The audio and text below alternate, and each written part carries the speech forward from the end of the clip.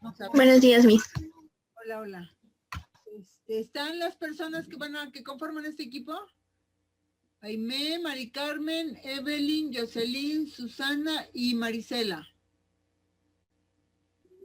Sí, profe. Ok, bueno, voy a pasar lista. Arellano. Presente. Jonathan.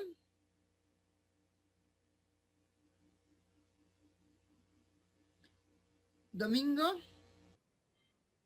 Presente. Flores Cortés.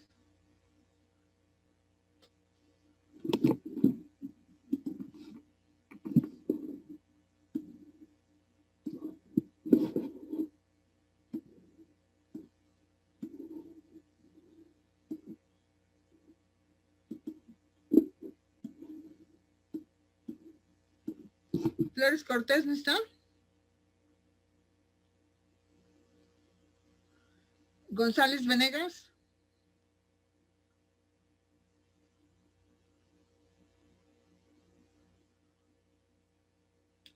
Gordián Castillo. Presente. Luna Varela. Presente. Inés Estelles Brenda. Presente. Montes González. Presente. Guía Núñez. Presente. Ortiz Cortés. Presente. Reyes Rodríguez. Presente. Rojas Ochoa. Presente. Rojas Sánchez. Presente. Román Carrasco. Presente. Sampaio Márquez. Presente. Leal Guzmán. Presente. Teno Sánchez.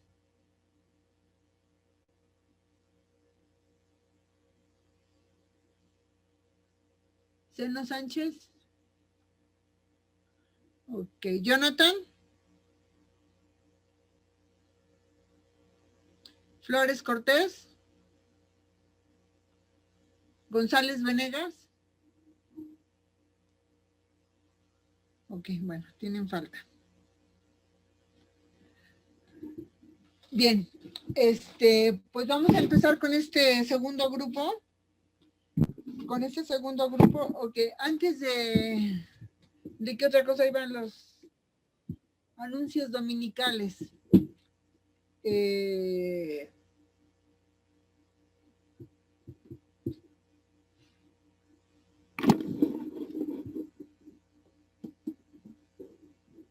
Ok, empezamos esta presentación. Ok, nos tocó el tema que creo que a todos, el de Erik Erikson. Ajá. Empezamos con quién es. Erik Erikson nació el 15 de junio de 1902 en Frankfurt, ¿sí? Ajá, Alemania. Sus padres se separaron antes de que él naciera. Su madre era una joven judía que tuvo que criar a su hijo sola los 3 primeros años hasta que se casó con un médico pediatra judío, Theodor Homburger. Ok. Ok, ¿del grupo anterior hay algo diferente? ¿Del grupo anterior que presentó hay algo diferente?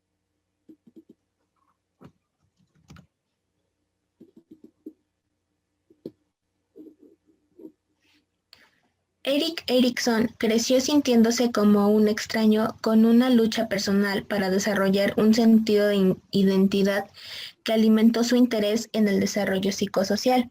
De pequeño era un niño de cabello rubio y ojos azules, criado en una familia y comunidad judía. Su apariencia nórdica hizo que sus compañeros judíos se metieran con él.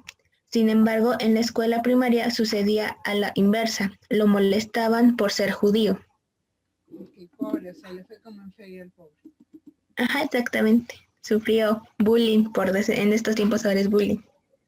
Exactamente, ya lo modernizamos. Sin embargo, él no es una persona muy, como otros teóricos de mucho tiempo atrás, ¿no? Él, digamos, relativamente fue del siglo pasado. y sus teorías son relativamente actuales. Seguimos. Ok, sí. Ya le cambié, ¿no, verdad?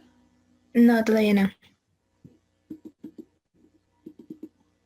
Ok, la teoría psicosocial de Erik Erikson. Todavía me faltaba una vez. ¿Te faltaba Creo. una? Sí, Ah, ok, cierto. esa. Erik Erikson fue un psicoanalista alemán que realizó grandes aportes para la comprensión de la mente humana. También el principal aporte de Erik Erikson se dio en términos de la psicología evolutiva. Postula la existencia de 8 edades en el hombre, cada una de las cuales tiene sus propias características, logros y pérdidas. Pese a que se formó y trabajó como psicoanalista, sus planteamientos han sido retomados por la llamada psicología humanista. Ok, acuérdense que el primero fue Freud y que de ahí Freud tuvo muchos discípulos. Entonces, muchos discípulos lo abandonaron porque no comulgaban con las ideas de Freud. Sin embargo, pues también Erik Erikson fue de formación psicoanalítica. Sin embargo, él hace otros aportes adicionales a los de Freud.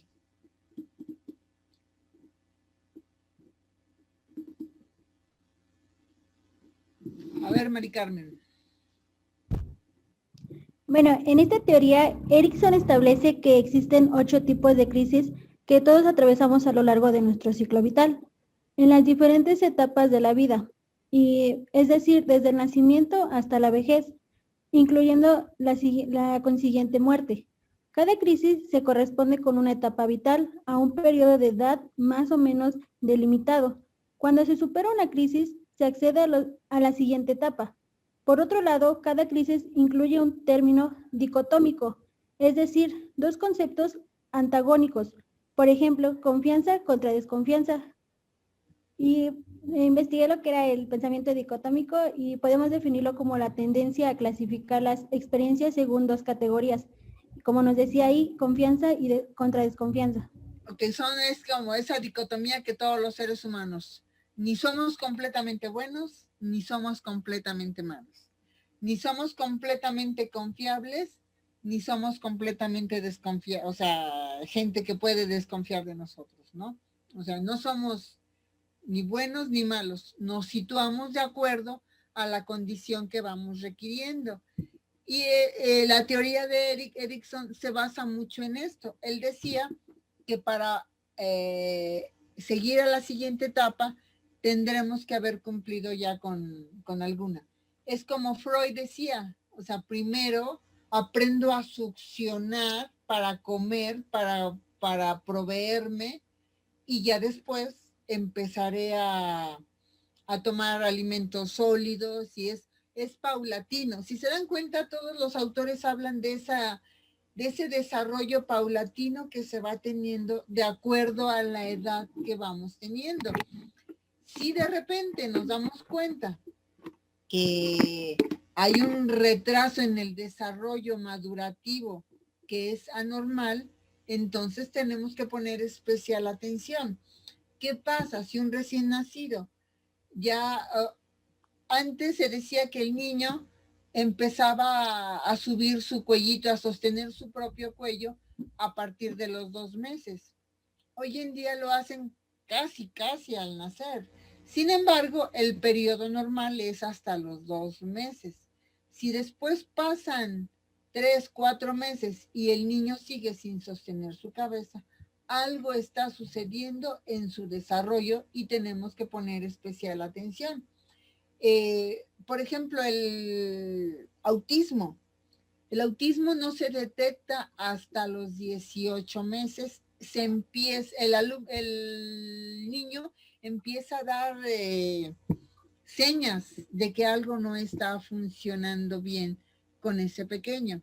Entonces, son cosas que no podemos determinar ni distinguir en el recién nacido. Es conforme a las etapas. Y cuando hay alguna situación que hay un desarrollo, digamos, diferente o anormal, tenemos que poner especial interés para poder realmente ayudar al infante, ¿no? Para las que estudian o las que han visto puericultura y cosas de ese tipo, pues es importante el desarrollo del niño desde que nace hasta los 2 o 3 años, que es cuando van a iniciar su etapa preescolar. Ok, adelante, Mari Carmen.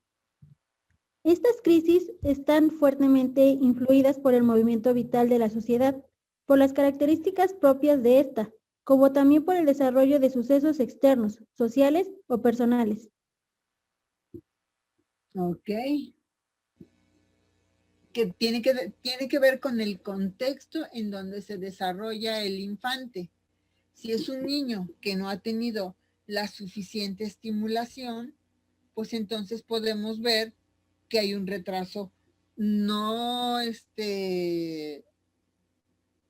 un retraso madurativo, no un retraso mental, que muchas veces eso se confunde. Ok, a ustedes les mandé una foto o unas fotos de un texto de un niño que lo encuentran en la selva.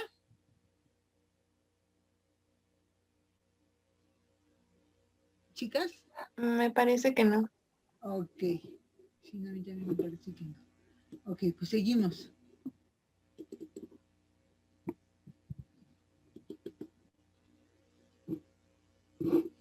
Y empezamos con las etapas. Etapa 1, confianza contra desconfianza.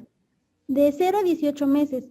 Consiste en la primera etapa y por ende la primera crisis. Aparece desde el nacimiento y se suele extender hasta los 18 meses aproximadamente, 1 año y medio de la edad.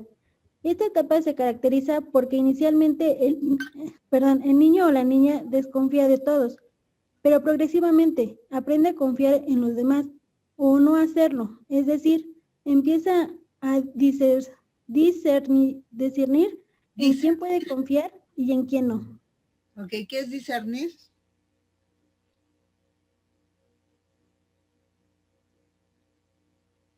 Chicas, ¿alguien que haya investigado? Mari Carmen, ¿investigaste qué es discernir? Sí, por aquí lo tengo. Ok, a ver, Mari Carmen.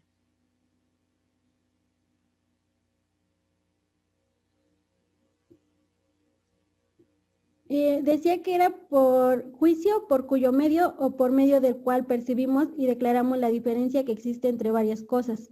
Ok, es distinguir entre una cosa y otra. Ok, tengo que discernir entre el bien y el mal. Es un ejemplo. Tengo que distinguir, tengo que como que distinguir. Básicamente es como distinguir.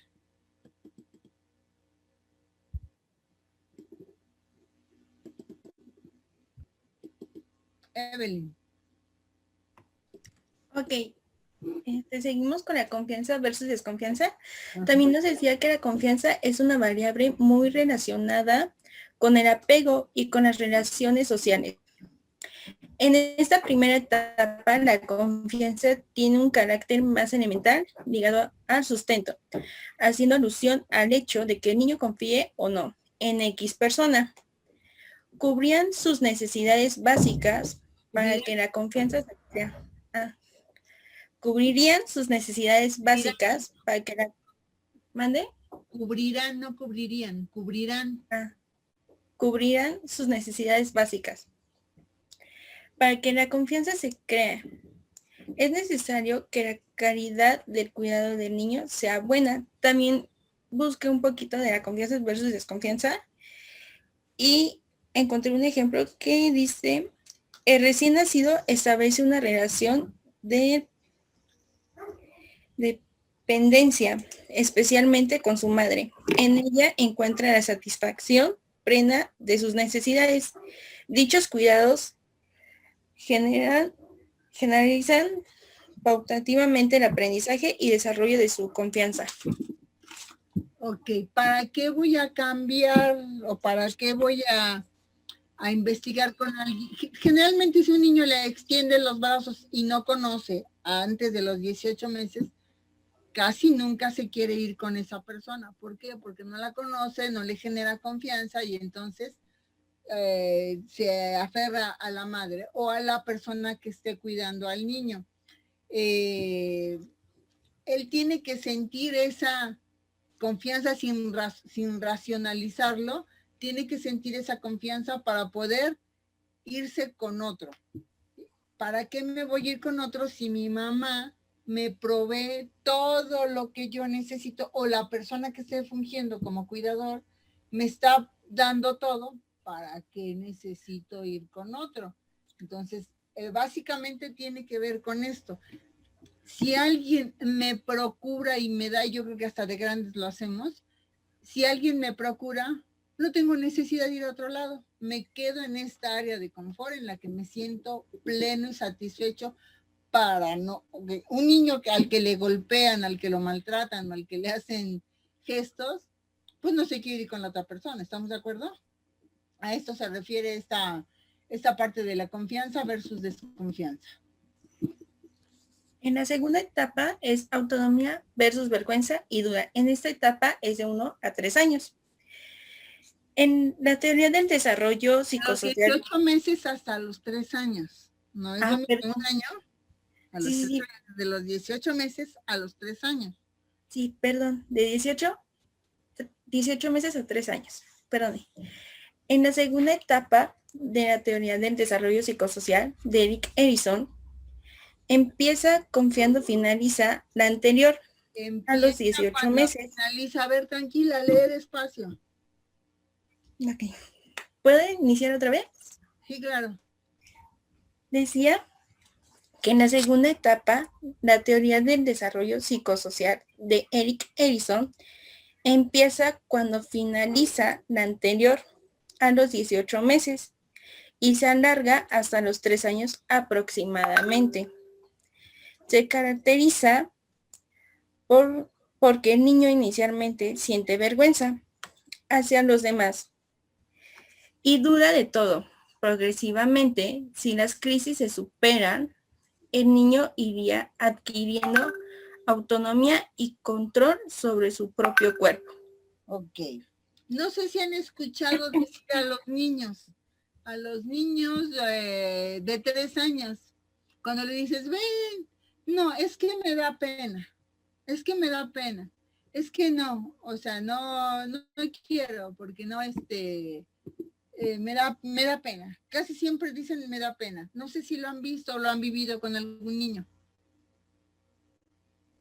O te dicen, tengo vergüenza o me da pena. Porque eso es bien común y a veces ni siquiera tienen claro lo que quiere decir la palabra pena, ¿no? Y por mucha confianza que le quieras dar, te dice, es que me da pena, ¿no? Que siempre va a sentir vergüenza por absolutamente todo. Es cuando empieza aquí el control de esfínter, tanto para hacer pipí como para hacer popó. Una vez que empieza a tener sus movimientos de motricidad gruesa un poquito más, más controlado, le puede pegar una pelota, puede brincar, puede hacer algunas cosas que irá afinando conforme va adquiriendo más edad y pasa el tiempo.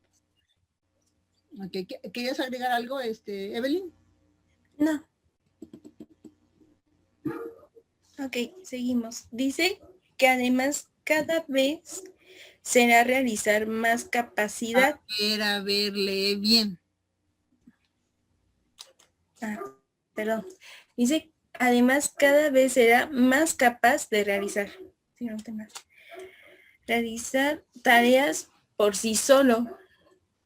Es muy importante esta etapa porque se relaciona con la independencia del niño, una herramienta esencial para su autoconcepto y bienestar. Aquí los padres tienen un gran papel. Podría ser cuando van al baño o aprenden a comer solitos. Exactamente, ok, que eso lo hacen de los 18 meses a los 3 años, ya es algo que dominan.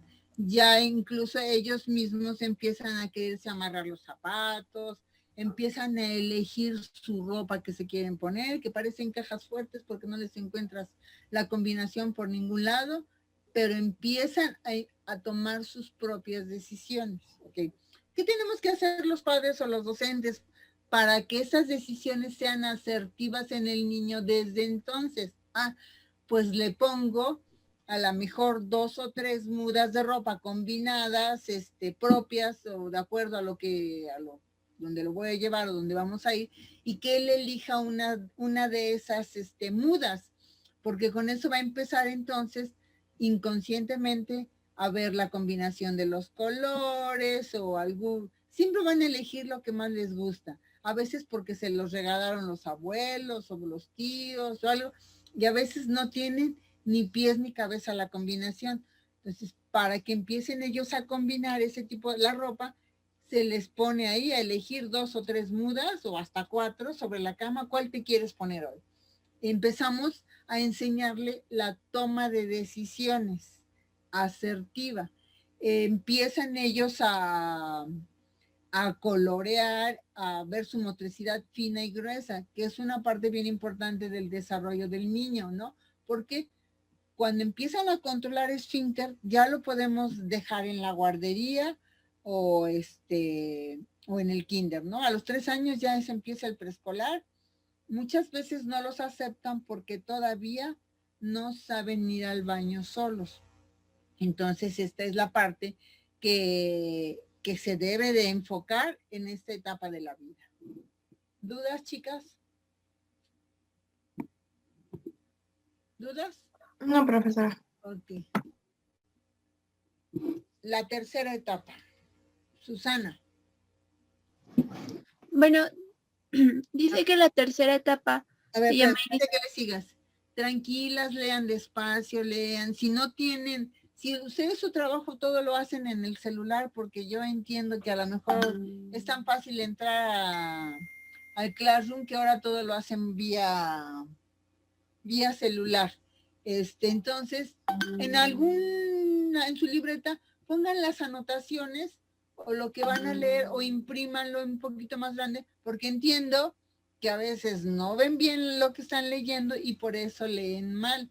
Entonces, coma de más, palabra de más, acento de más, altera el sentido de lo que queremos expresar. Entonces, ya los demás no nos van a entender lo que realmente queremos mandar.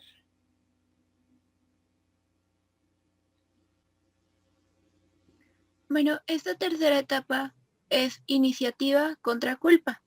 Esta va de los 3 a los 5 años. Aquí el niño va adquiriendo iniciativa para jugar y para realizar otras actividades. Se siente más confiado y tiene más control de su mundo. Además, empieza a interactuar más con otros niños. Si el niño supera con éxito esta etapa, será capaz de guiar a otros niños para jugar o para hacer otras cosas. En caso de que el niño no supere la crisis o se quede estancado, padecerá un sentimiento de culpa y de duda. Ok.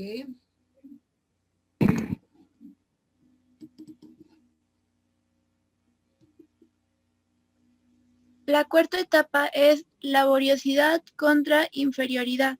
Esta va de los 5 años a los 13 años.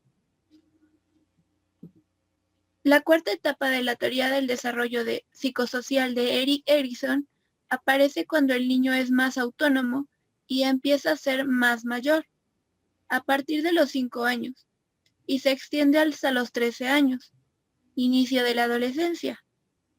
Aquí, el niño puede reconocer qué habilidades tiene y cuáles le faltan, así como reconocer las habilidades de sus compañeros. Puede empezar a realizar abstracciones. El motivo de la crisis consiste en que, por un lado, el niño aún se siente niño, inferior, pero por el otro lado, quiere hacer cosas, estudiar. Eso se refiere a la laboriosidad. Además, las tareas que quiere ir haciendo son cada vez más exigentes y desafiantes, que es lo que se requiere. Es por ello que esta etapa se relaciona con sus habilidades. Ok, de los 5 a los 13 años es una etapa pues muy grande, donde la edad va haciendo, o sea, son muy representativos los cambios. Un niño de 5 años a un niño de 13 años, pues no hay comparación. Para Erikson es esta edad. Sin embargo, para Freud, para Piaget son otras etapas, Por eso se considera mucho la etapa de la teoría de Piaget, porque es una de las que están más acertadas de acuerdo a la realidad. Okay. Recordemos que dependiendo del país, del lugar, o sea, tenemos que contextualizar, porque no siempre va a ser el mismo desarrollo de región a región, y lo vemos aquí muy claramente. No es lo mismo cómo viven los del sur de la República Mexicana a los del norte. No es lo mismo, incluso aquí en la ciudad, los que viven en una zona donde hay muchos recursos a una zona pobre. No es lo mismo los niños que van a una escuela con mucha tecnología y con muchos recursos materiales a una escuela rural donde, o sea, donde se tiene lo mínimo, ¿sí? Entonces, aquí yo no comulgo mucho con esta teoría de Erikson. Sin embargo, es necesario que la conozcan para que ustedes puedan sacar sus propias conclusiones. Ok, ¿ibas a comentar? No, profe.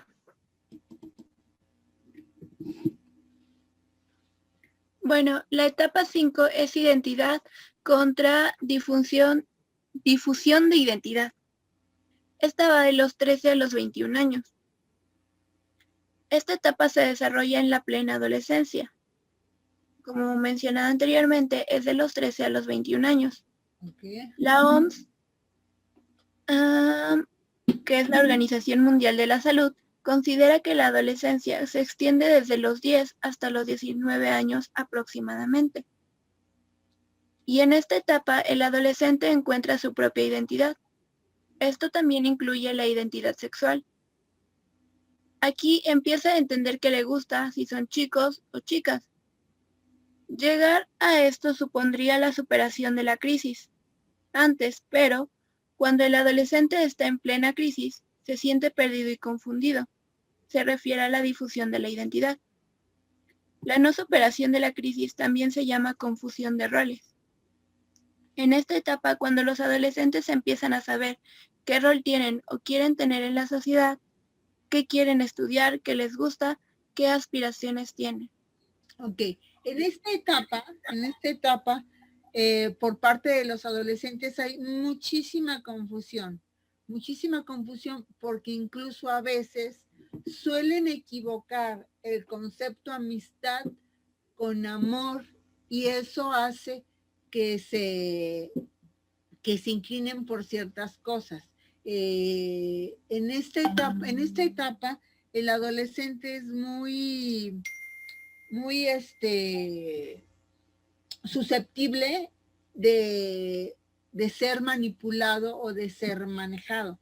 Por eso es importante que el profesor, el docente y los padres principalmente estén muy al pendiente con quién se llevan, quiénes son, cuáles son sus costumbres, quién es su familia.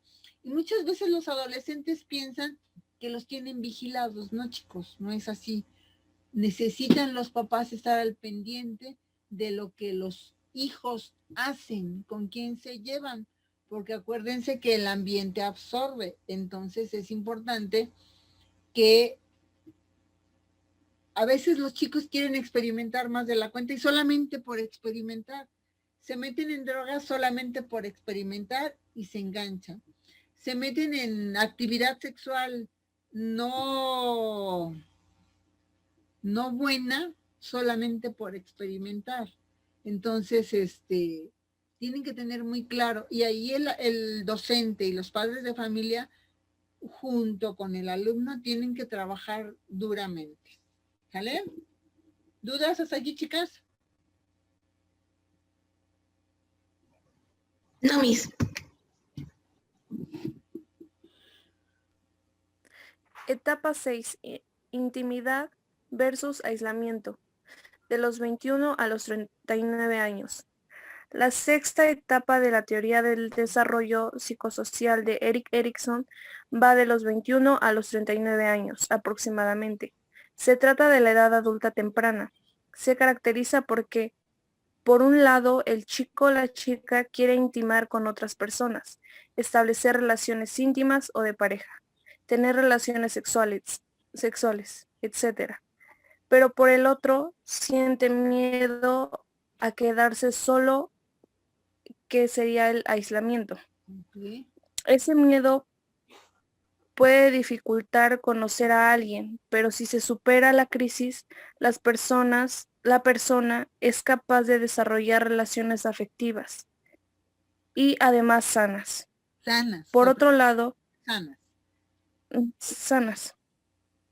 Por otro lado, en esta etapa, la persona también empieza a establecer límites en sus relaciones personales y empieza a determinar hasta qué punto se quiere sacrificar por los demás, cuánto quiere dar, etc. Ok. Alguien que me diga si se siente identificado con esta etapa.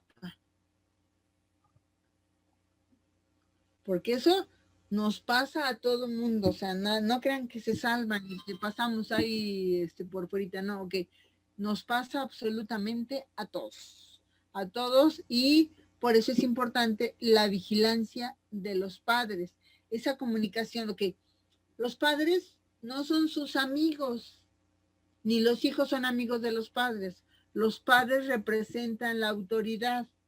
No somos amigos de los maestros. Los maestros son las personas que nos instruyen. Entonces, no podemos perder de vista esa parte. Los padres son los padres y son autoridad. Los maestros nos instruyen y son autoridad. Y nosotros vamos a aprender lo que nos enseñen y sobre todo tener la mente bien abierta para poder visualizar lo que realmente es y el objetivo de esta etapa. ¿Vale? ¿Dudas hasta aquí? Etapa 7. Generatividad versus estancamiento, de los 40 a los 65 años. ¿Es generatividad o generosidad? Generatividad. Ok. Esta etapa es propia de la adultez media, de los 35 a los 65 años aproximadamente. La persona ya ha vivido muchas cosas, pero se le presenta la siguiente crisis. Quiere cuidar a los demás, incluso tener hijos. No quiere quedarse estancado. En este sentido, esta generatividad se extiende también a la creación. La persona quiere dejar un legado para el mundo, ya sea a través de libros, películas, arte. Es una etapa, desde mi punto de vista, muy, muy extendida, por lo que ya otros autores han dividido: primera infancia, segunda infancia, tercera infancia, pubertad, adolescencia, adultez joven, adultez media, adultez madura, vejez y ancianidad. De alguna manera es lo que hoy en día se ve esto. Les recuerdo, ok, ¿cuándo murió Erickson, chicas? ¿Alguien que lo recuerde? ¿Alguien que me diga su fecha, su año de nacimiento y su fecha en que fallece? Ok, tengo entendido que él nace en 1902.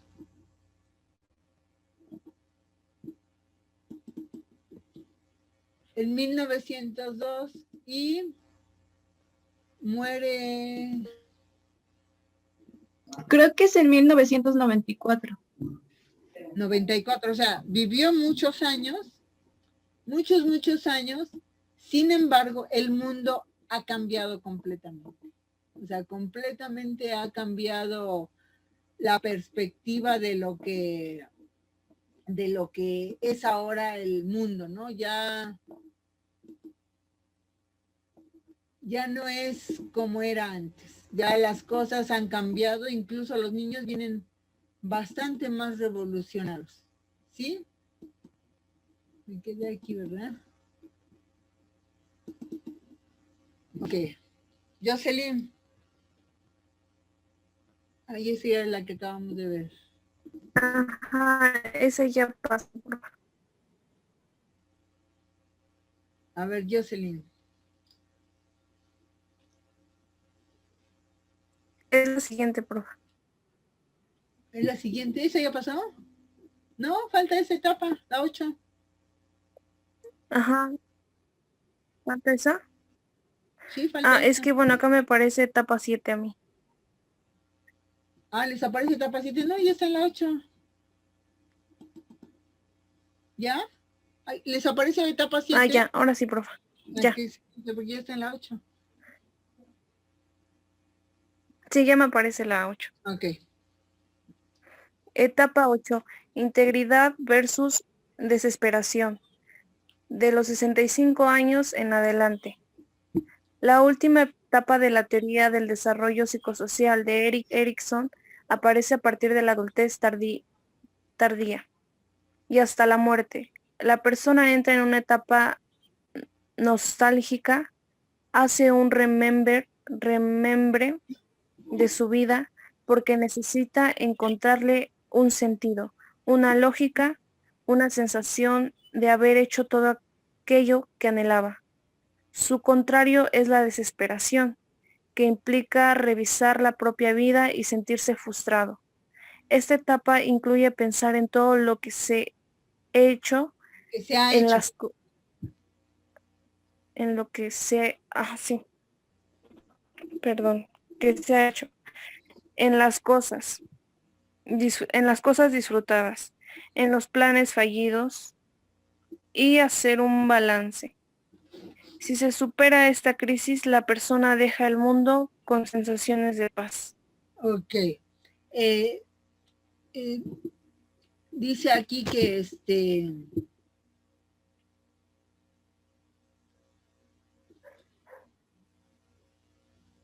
¿a qué hora termina nuestra clase, chicas? A la 1, ¿verdad? Sí, Miss. Ok. Bueno, Termina en media, se supone. 1:30. Sí. Sí, por favor.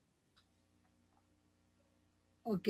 Dice que en esa última etapa aparece ya la adultez tardía o lo que se llama vejez. La vejez es de los 65 a los 75 años. De los 75 años en adelante es la ancianidad. Ok. Dice aquí que hace como el recuento de los daños de su vida, ¿no? O sea, el remembre. O sea, necesita encontrarle y darle un sentido a la vida, porque si no entra esa desesperanza de que ya no tengo para qué vivir. Hay muchos adultos mayores, muy mayores, que dicen, pues ya, o sea, ya hice lo que tenía que hacer, ya nada más estoy esperando morirme. Y eso es realmente tener desesperanza, porque no se sienten satisfechos de lo que llegaron o de lo que hicieron, sino que se dan cuenta de los errores cometidos en esa etapa porque la soledad o el abandono de los padres, o sea, el abandono de los parientes es ya, ok. En nuestro país, los adultos mayores es el único país donde los rechazan y donde son un estorbo. En otros países, el ser adulto mayor o viejo o anciano son sinónimo de sabiduría. Una persona que no tiene un sentido de vida es una persona que lo único que está esperando es morirse. De ahí que muchas veces por eso ataques al corazón, alcoholismo, cosas, porque es una manera de querer acelerar eso, porque ya incluso mi mismo cuerpo no me está respondiendo de acuerdo a mis necesidades. Hay muchos adultos que, o sea, yo tengo una paciente que tiene 85 años, o sea, es una persona que a pesar de esa edad todavía quiere seguir modificando y seguir incorporando a su vida cosas positivas. Sin embargo, hay muchos adultos jóvenes, adultos de 30, 40, 50 años, que no visitan a sus padres y ellos hacen referencia a decir, si yo tuve un padre que me abandonó, que no me cuidó, que no fue un buen proveedor, o sea, nunca me demostró que me quería, ¿por qué ahora que él está viejo yo lo tengo que atender? A mí me parece que estas son señales para que las personas vean cómo quieren terminar en los días de su vida, ¿no? Solos, acompañados, y dejar de ser egoístas para no tener esas consecuencias de que mi propia familia me rechace. Y me refiero a mi propia familia, los hijos, que al final son los que van a ver por uno cuando sean grandes. Si yo di amor, pues lo menos que voy a recibir es amor. Si yo enseñé valores importantes a los hijos, ellos van a corresponder. Si fui un buen padre, no me tengo que preocupar. Me tengo que preocupar si fui un mal padre, una mala madre, en el que no cubrí los requerimientos especiales de los hijos. ¿Okay? Y esto, aunque no lo quieran creer, es muy, muy, muy común. Legalmente, los padres pueden hacer cosas para obtener beneficios de los hijos, pero muchas veces los hijos no lo quieren hacer. Entonces, qué bueno que podamos ver esto y decir, ¿qué es lo que tengo que hacer como papá, como hijo, para que sea realmente un libre intercambio de valor por valor? Si recibí amor, la consecuencia lógica es que dé amor. Si recibí abandono, pues no tengo por qué, porque así es lo que la gente expresa y lo que la gente dice. ¿Qué opinan a este respecto? A ver, quiero sus comentarios. ¿Qué opinan con respecto a esto?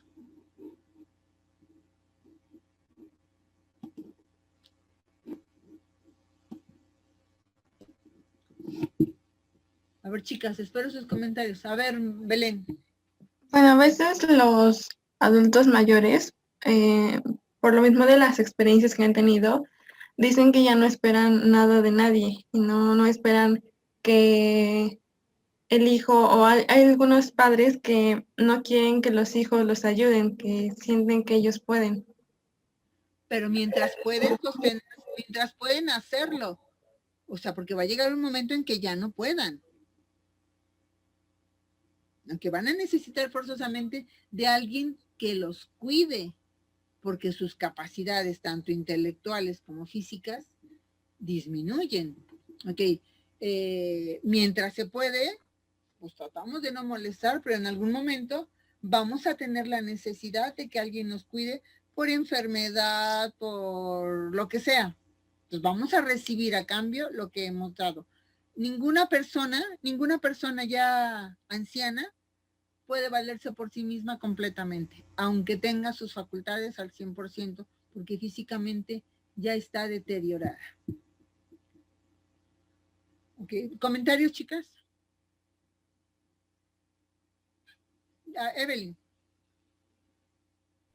Yo opino, bueno, ese es mi punto de vista, que Claro. cuando ya están grandes, ya es prácticamente tu responsabilidad, porque yo lo he visto con mi abuela vive en Pachuca, y cuando viene, se me vuelve como niña chiquita, la tengo que ir a bajar y todo eso, y cuando está allá, pues obviamente nos preocupamos, y es como ella nos ha dicho, y hasta mis tíos nos han dicho, que es tanto su responsabilidad de los nietos como su responsabilidad de sus hijos, cuidar hasta el último día de su vida.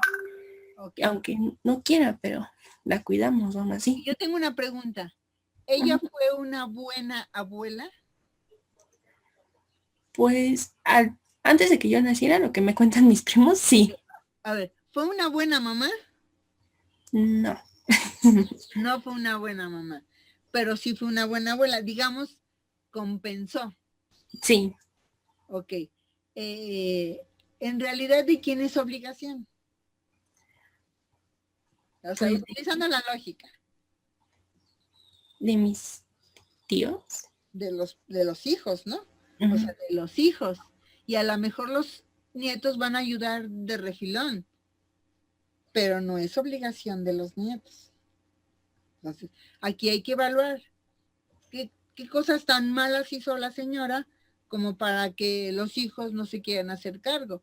Que hay familias que dicen, cuando se trata de herencia, todos pelean. Cuando se trata de cuidar, todos se desaparecen, ¿no?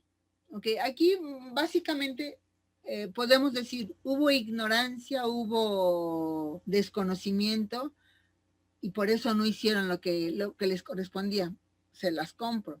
Pero entonces ustedes, para su futuro, tienen que ver qué es lo que quieren recibir y qué es lo que están dando. Porque Ariadne. Bueno, yo creo que ahí en la etapa 8 es que los ancianos, como los adultos.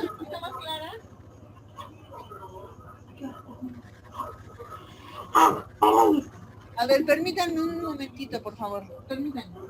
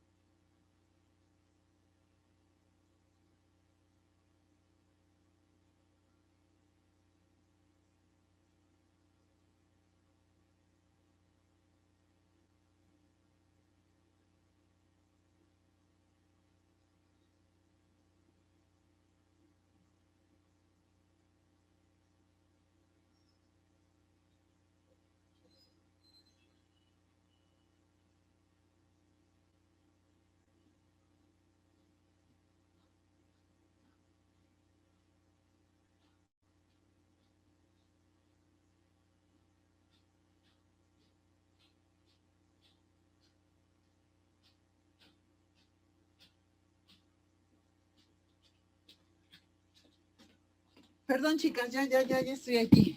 Ok, Ariadne, perdón, ibas a hablar. Bueno, es que ahí en esa etapa los adultos se vuelven como niños chiquitos. Hay que estar presentes ante ellos para cualquier cosa, porque entran en una depresión algunos. Y es cuando empiezan con situaciones de que se vuelven un poquito más alejados de sus familias. Ok, ¿como de qué edad estamos hablando, más o menos? De los 65 y más No, ok. Generalmente cuando ya tienen esas actitudes infantiles, que eso es a lo que le llamamos volver al origen, ¿se acuerdan? Ok, volver al origen. ¿Por qué? Porque de alguna manera empiezan a ser caprichudos, berrinchudos y hacen ese tipo de cosas. Sin embargo, esto generalmente sucede después de los 75 años. Hoy en día una persona de 70 años todavía es muy cuerda, muy consciente, muy autosuficiente, a menos que tenga alguna enfermedad diferente, alguna enfermedad, por ejemplo, como Alzheimer o demencia senil. Hoy en día el promedio de vida cada vez es más alto. ¿Sale? ¿Alguien más quiere hacer algún comentario?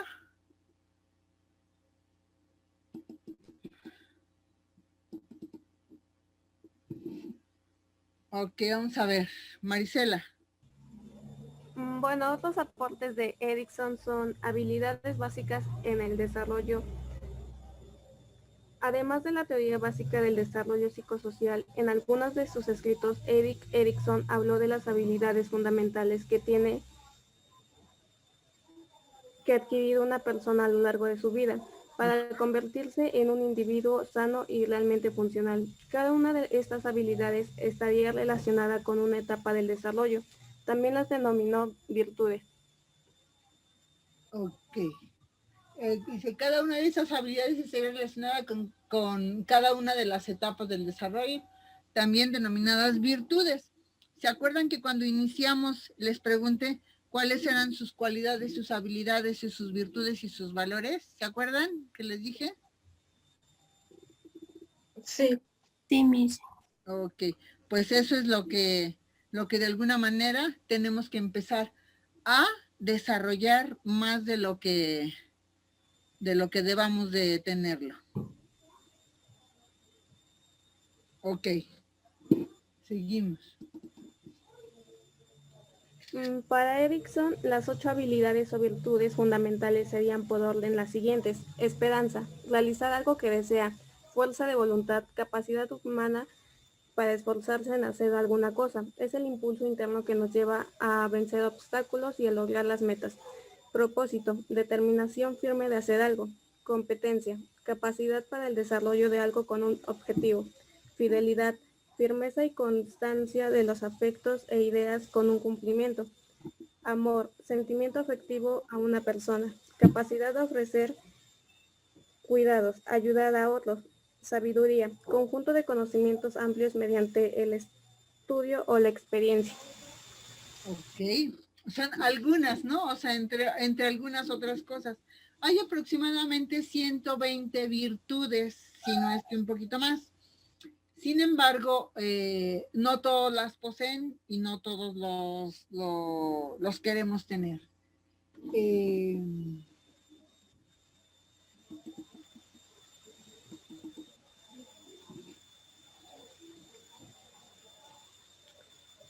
Sus obras publicadas. En la teoría psicoanalítica clásica se considera que la mente está dividida en 3 partes: el ello, que controla los impulsos y emociones; el superyo, relacionado con las normas morales y éticas; y el yo, encargado de gestionar la realidad. Para Freud, este último componente solo cumple la función de mediar entre los otros dos y apenas tiene poder real sobre nuestro comportamiento.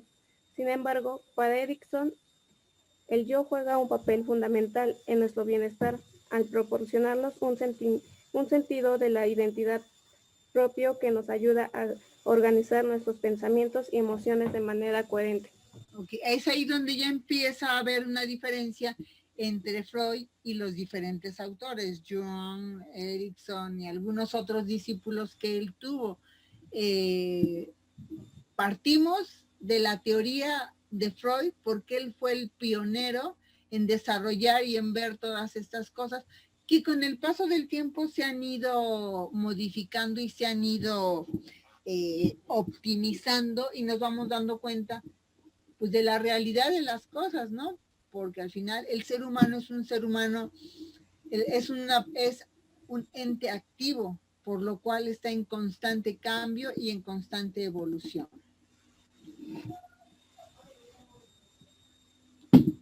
A lo largo de su carrera, Erickson publicó varios libros relacionados con sus investigaciones. Los más importantes fueron los siguientes: Niños y Sociedad en 1950, Instinct y Responsabilidad, Insight. y Responsabilidad 1966, Identidad, Juventud y Crisis 1968, La verdad de Gandhi sobre los orígenes de la no violencia 1969 y El ciclo vital completado en 1987. Ok, son algunas de las obras destacadas de Erickson. Al final, pues tenemos que conocer para poder entender a los demás autores que vienen después y para poder entender el desarrollo del ser humano en toda su magnitud.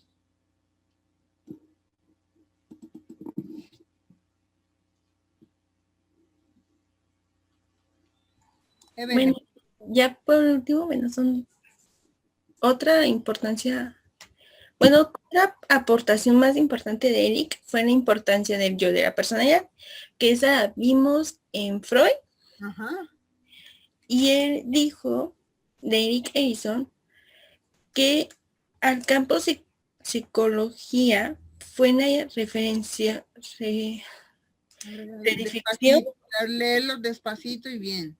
Sí, dice, importancia del yo en la personalidad. Otra de las aportaciones más importantes de Erikson al campo de psicología fue la redefinición del yo como uno de los componentes con más influencia en la vida interna de los seres humanos. Ya lo que está abajo, pues creo que lo dijo una compañera, pero lo voy a leer aún así. Dice que, sin embargo, para Erikson, el yo juega un papel fundamental en nuestro bienestar, al proporcionarnos un sentido de la identidad propio que nos ayuda a organizar nuestro pensamiento y emociones de manera coherente. Okay. Acuérdense que el yo es esa instancia del aparato psíquico que es el regulador entre el ello, que son los instintos oscuros, la parte que no racionaliza, y el superyo, que es esa parte de lo que no, o sea, la parte moral, y digamos...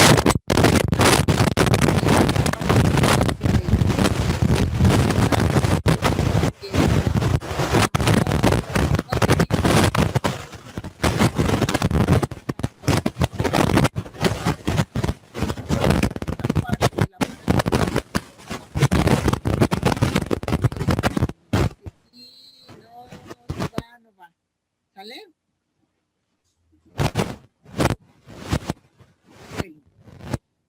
Ok,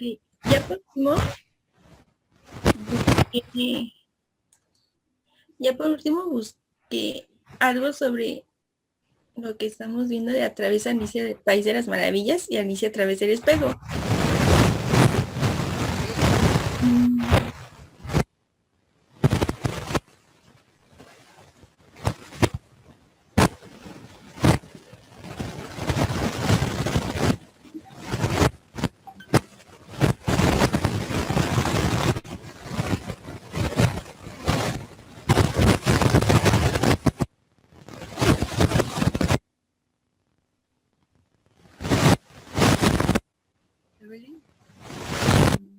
Ay, Miss, es que no sé si es mi computadora, pero se escuchó como un ruido en su micrófono. No sé si sea yo. ¿Escucha? ¿Tú lo escuchas? Sí. ¿Lo escuchas? Sí. Es que no, Miss, como que se escucha como si corriera aire.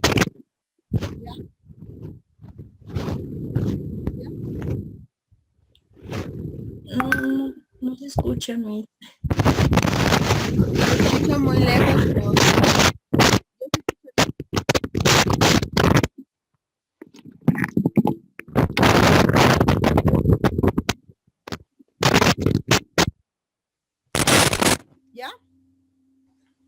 Ya, Miss. ¿Ya? Ok.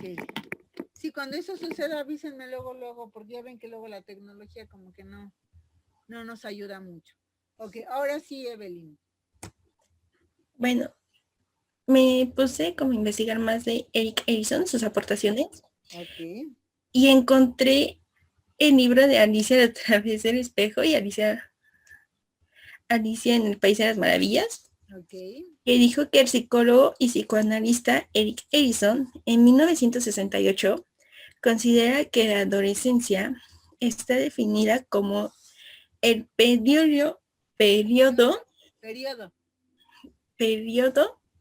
en el que se produce la búsqueda de la identidad que define al individuo para toda su vida adulta.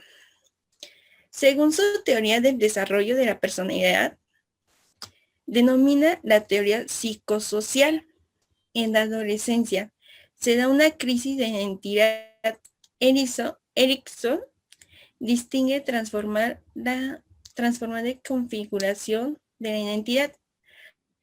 Por estas tres formas son las disfunciones de la identidad, por la cual abandona rasgos característicos de su ser, y como lo podemos ver al último, dice que era confusión de la identidad, por la cual se... Configuración de la identidad, por la cual se sumerge en un aislamiento, y la identidad negativa, que se representa mediante comportamientos hostiles. Me llamó mucho porque no, o sea, a mí me gusta mucho Alicia a través de las Maravillas, y al momento que me empecé a leer toda la historia y empezó como la parte de Nick Erikson, pues me perturbó mucho y volví a verla. Y sí, Alicia, si podemos ver bien, tiene como etapas que no sabe si es muy pequeña o está muy chiquita para casarse o algo así, pero ya no veo. Hay mucha confusión.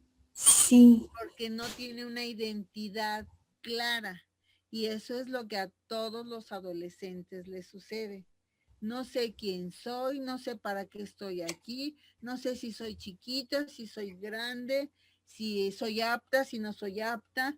Okay. Y eso les pasa a todos los adolescentes, generalmente entre los 12 y los 15 o 16 años, dependiendo del entorno en el que se hayan desarrollado. Si son niños muy consentidos, pues tal vez esto se retrase un poco más, ¿no? Okay. El cerebro del ser humano termina de madurar o de crecer, de madurar, no de crecer, de madurar a los 24 años.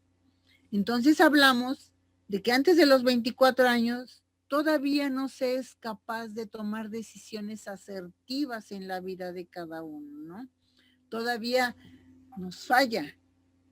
Conforme los teóricos han ido avanzando y los investigadores y las pruebas que se han hecho ante todos, pues nos vamos dando cuenta que el ser humano es muy complejo en su desarrollo en el cerebro, ¿no?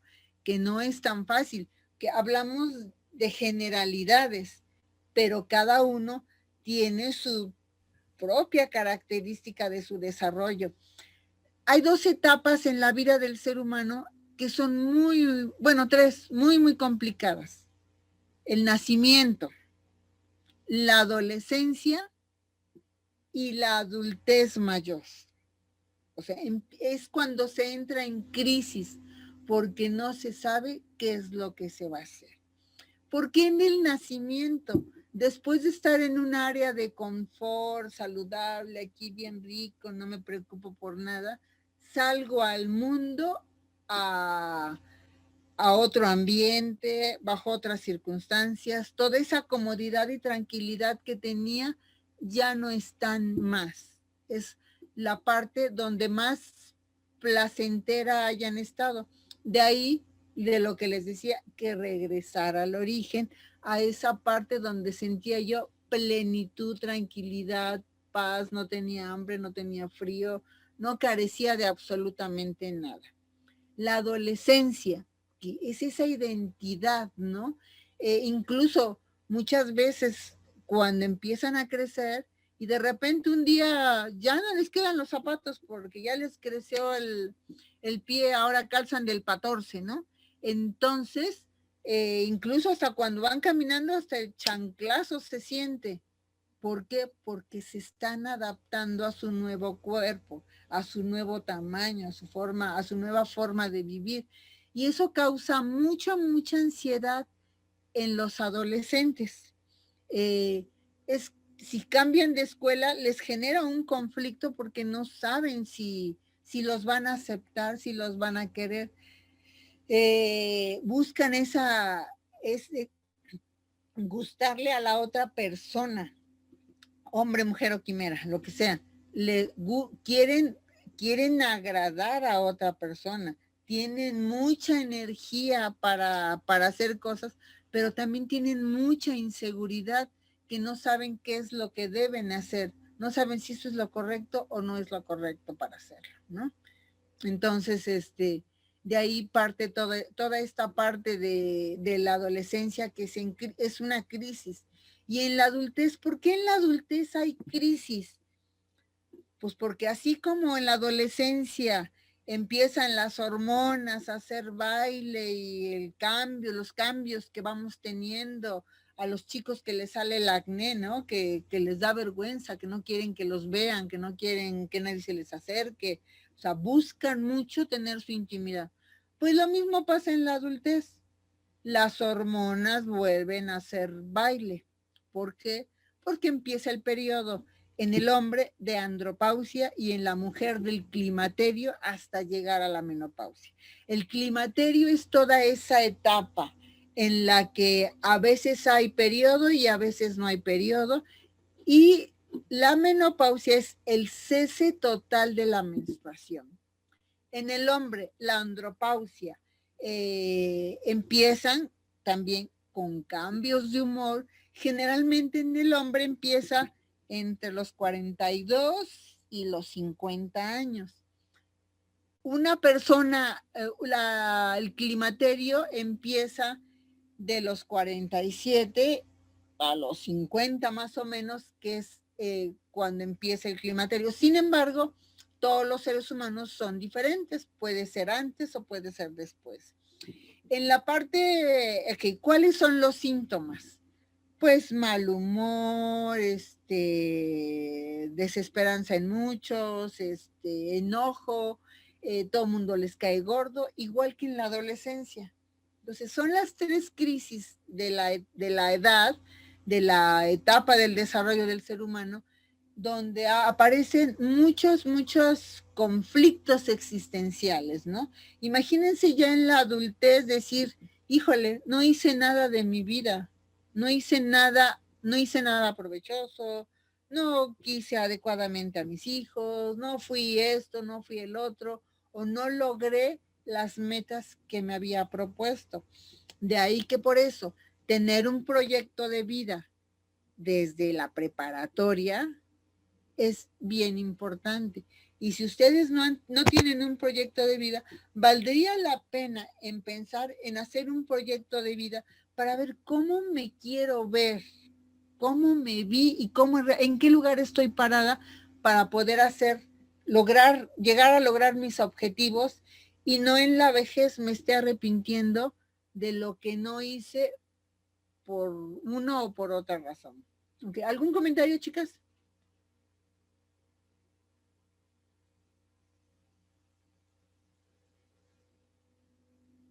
¿Comentarios, muchachas? No, Miss. ¿No? Ok, ¿todo quedó muy claro? A ver, díganme algo de lo que dije, algo que... ¿Alguno de ustedes se sintió en la adolescencia sustraído del mundo? ¿Se alejaban? ¿No querían tener amigos o querían tener muchos amigos? ¿Cómo eran en la adolescencia? Aunque sí que muchos todavía son adolescentes.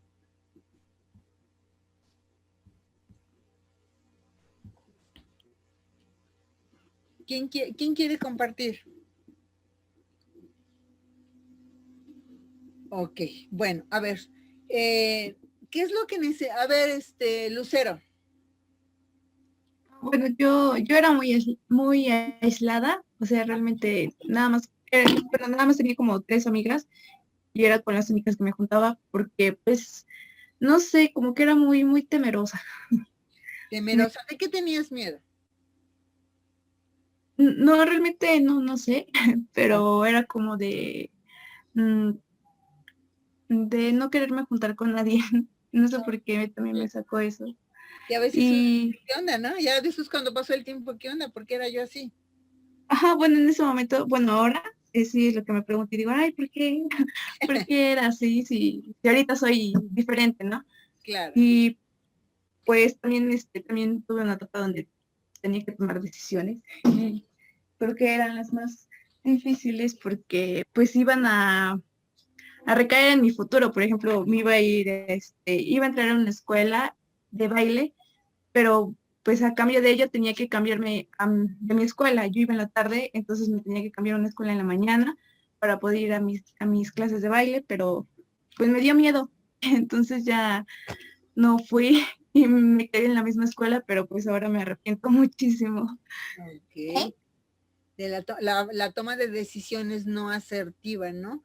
Porque a veces no somos capaces de acercarnos a los padres y decirle, oye, dime qué es lo mejor para mí, para que el padre o madre nos ayude a poder tomar decisiones asertivas en nuestra vida. Jocelyn, Pues también ¿te puedes acercar un poquito más al micrófono, por favor? ¿Ya me escucha? Ya.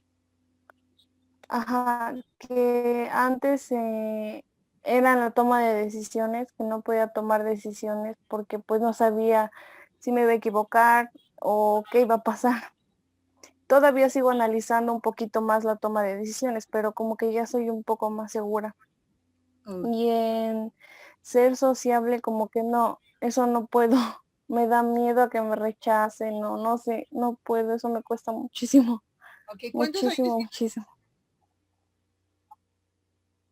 ¿Cuántos 18. años tienes? 18, pues es que estás todavía pollita, o sea, están todavía chiquitos, la mayoría son adolescentes todavía, la mayoría todavía está en ese proceso de búsqueda de identidad.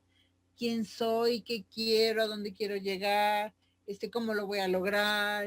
La confianza que puedo platicar con alguien con confianza o vivo completamente aislada. O sea, todo eso tiene que repercutir. Cuando tengan 24 o 25 años van a decir, ay, ¿cómo es posible que hubiera yo sido así o asado, no? Entonces, de alguna manera, es normal, solo que sí es importante que tengan un proyecto de vida. Yo supongo que en la preparatoria, porque hay una materia de orientación educativa, donde nos hacen hacer un proyecto de vida. ¿Ustedes lo hicieron? Yo sí. Ok, tú sí. ¿Y alguien más, chicas? Sí, Miss. Sí, ok. ¿Cómo se quieren ver en 10 años? Alguien que me diga cómo se quiere ver en 10 años.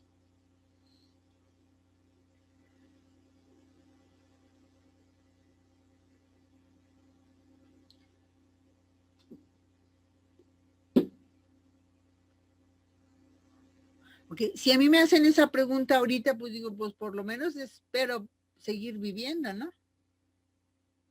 Pero ya el proyecto es de acuerdo a la edad que cada uno va teniendo, ¿ok? Ustedes todas son muy jovencitas y jovencitos, todos son muy jóvenes y tienen seguramente muchos sueños. ¿Cuáles son esos sueños que los van a impulsar a seguir adelante? ¿Cuál es su proyecto de vida? ¿Cómo es que quieren ver dentro de 10 años? A ver, alguien que me diga. Chicas, a ver, Evelyn.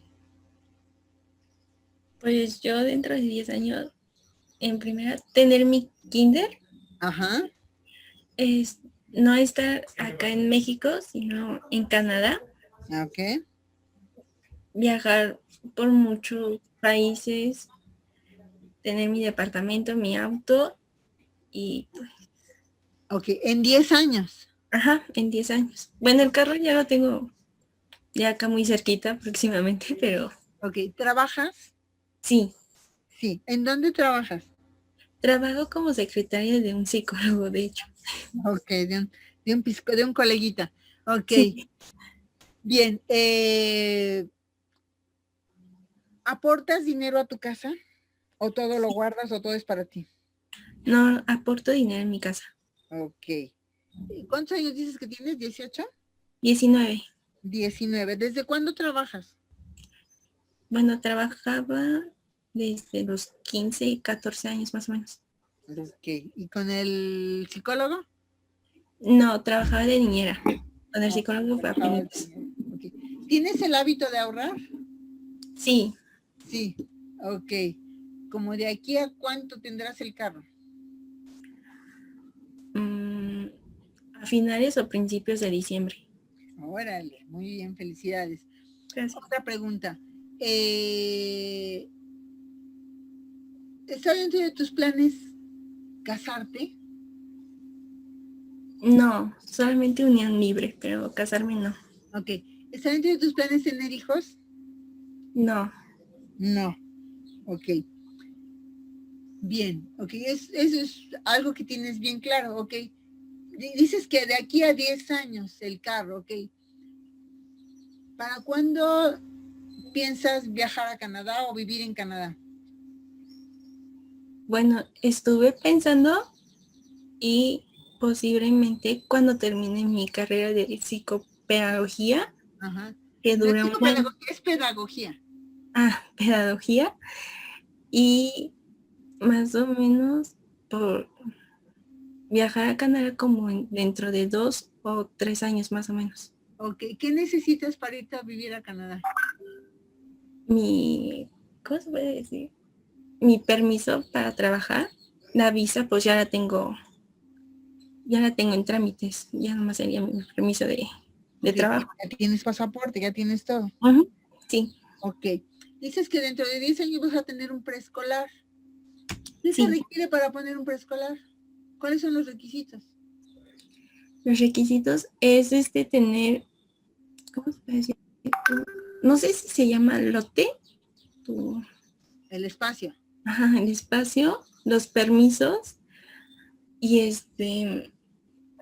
ay, ¿qué más era? ¿Permisos de qué? El permiso de donde vas a poner la escuela o ¿Pero permiso de qué específicamente? ¿Qué permiso? ay, no me acuerdo. Ay, no me acuerdo si se lo dejo de eso, pero Ok, son muchísimos requisitos que te pide la SEP y el gobierno para que puedas poner un preescolar o una escuela, la que sea. Tienes que, dependiendo del alumnado, el número de baños, el número de metros cuadrados, el número de, o sea, muchos requisitos que te piden para que puedas poner un preescolar. Pero si te vas a ir a Canadá, ahí ya no me hace sentido.